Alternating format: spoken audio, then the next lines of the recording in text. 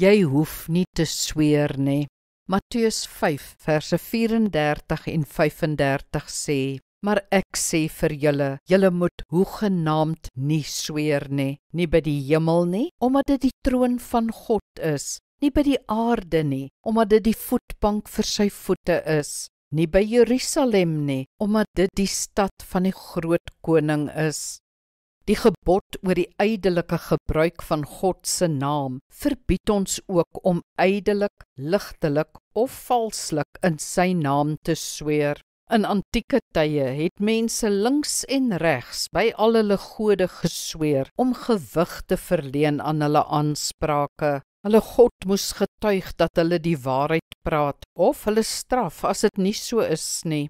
Jode het nie by God gesweer nie, maar by die troon van God, die tempel van God, altaar van God ensovoorts. Jesus sê egter dat ons hoegenaamd nie hoef te sweer nie. Laat jou ja, ja wees en jou nee, nee, sê hy. Dis genoeg. Jy hoef dus nie te sê ek sweer of God is my getuie nie.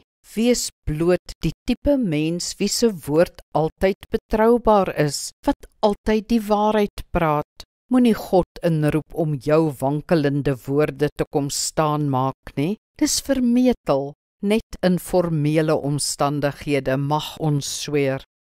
Kom ons bid saam. Hemelse Vader, 'n persoon met integriteit hoef nie heeltyd te sê ek sweer nie. Die woord van so 'n persoon word bloot aanvaar. Help my om die waarheid so getrou as moontlik te praat, sodat mense sal leer om my woorde te vertrou. Amen. Die Here seën jou.